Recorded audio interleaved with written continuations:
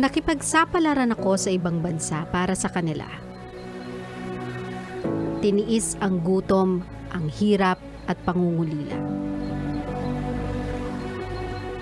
Sa isang tawag nga lang napapawi ang pagod na iniinda.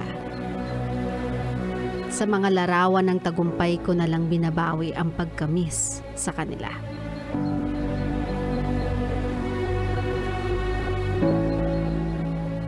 Dumating ang araw na pinakahihintay ko. Nahanap ko ang taong magiging katuwang ko sa mundong ito. Pagmamahalang humantong sa napipintong kasal ko. Inay, itay, uuwi na ang bunso niyo. Sa araw ng paglipad, pabalik sa bayan ko. Isang tawag din pala ang dudurog ng buo kong pagkatao. Hindi na umabot si inay sa araw ng kasal ko. Sumpa ng katandaan, bumigay ang kanyang puso.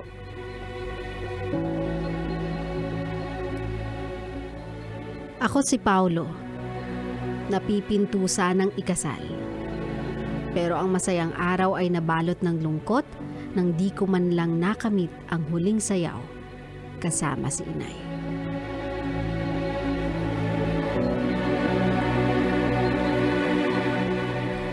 My love, it's always hard to say goodbye to the person you love. Pero what makes it even harder is not having the chance to do so. Yun ang storya ni Paulo. Yun ang biyahe ni Paulo. Imagine spending most of your years ng working abroad, far from your family.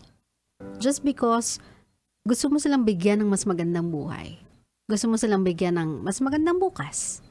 You want them to experience the life that they deserve. You want them to experience the life na hindi nila naranasan because they were too busy working hard.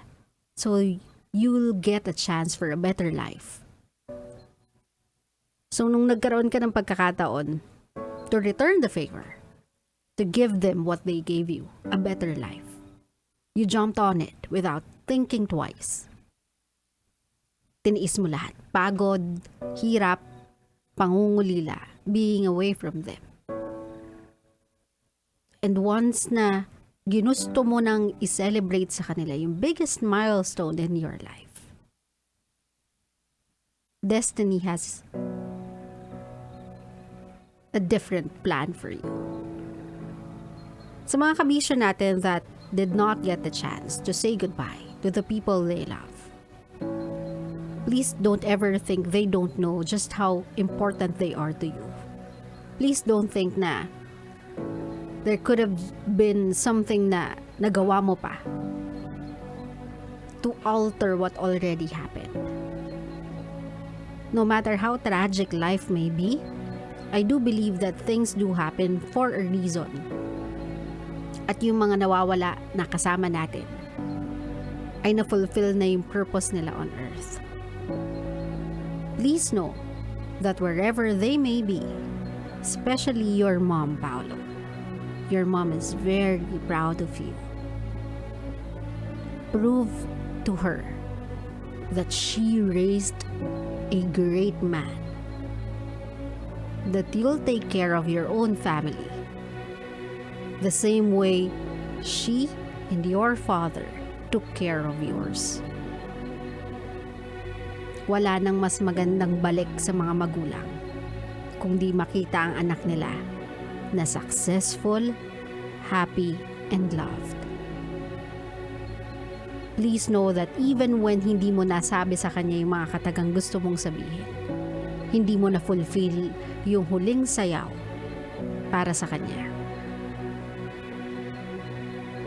Wherever you go, and in whatever you do, she will always be with you, like you were for them. Claro?